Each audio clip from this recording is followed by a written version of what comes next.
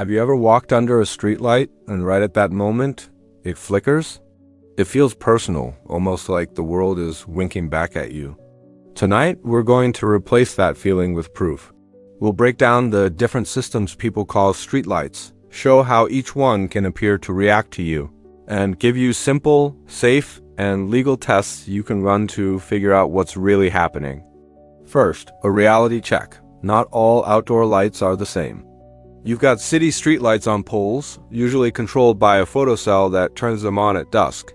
Then there are parking lot lights on buildings, many with motion sensors to save energy.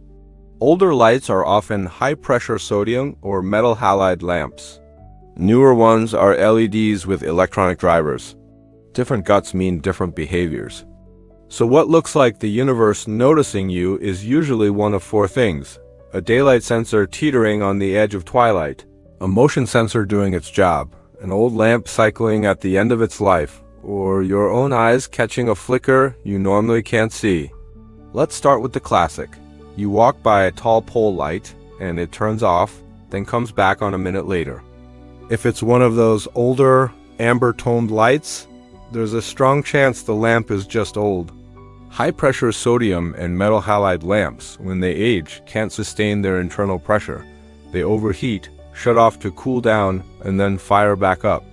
If you happen to walk by at that exact moment, it feels like you caused it, but you didn't. You can test this easily. Just stand still and watch it for 5 minutes. If it goes off and on with a steady rhythm, say every 60 to 120 seconds, that's just a lamp in its final chapter. Now for the second common case: lights on buildings or in parking lots that seem to wake up as you approach. These almost always use motion sensors. You might see a little white dome with a honeycomb pattern. That's a PIR sensor, which detects moving heat. Or it might be a microwave sensor hidden behind a smooth lens, which detects motion using Doppler radar. Here's a key detail about PIR sensors. They are way more sensitive to motion across their field of view than motion directly toward them.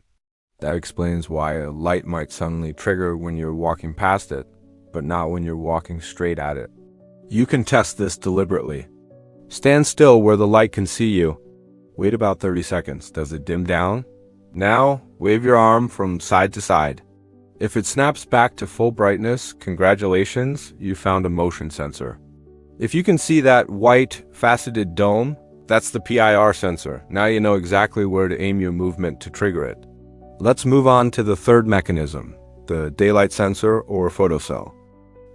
It's usually a little puck on top of the light pole or a small eye on the housing. Its job is simple: on at dusk, off at dawn.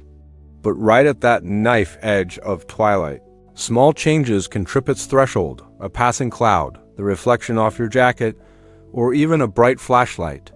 This is why people report, "I pointed my phone's flashlight at it, and the whole streetlight went out." If you want to test this, please be respectful. Never shine powerful lights at drivers, don't tamper with public equipment, and don't climb anything. From a safe distance on a public sidewalk, just after dusk, you can try sweeping a modest flashlight beam across the photocell.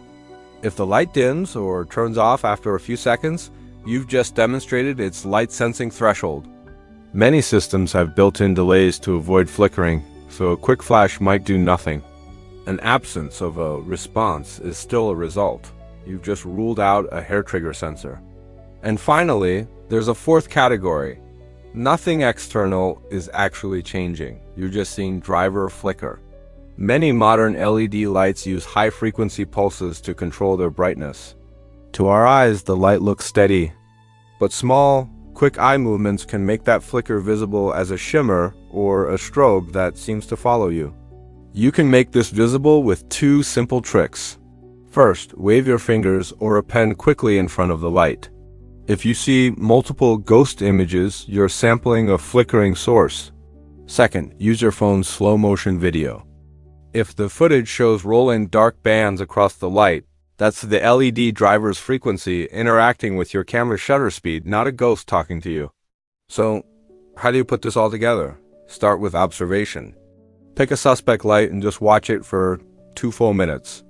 If it blinks on a regular rhythm, it's a cycling lamp. If it stays dim but jumps bright when someone moves, it's a motion sensor. You can confirm that by stepping sideways into its view and triggering it a few times. What about that eerie feeling when a whole line of lights seems to ripple on as you walk down a path?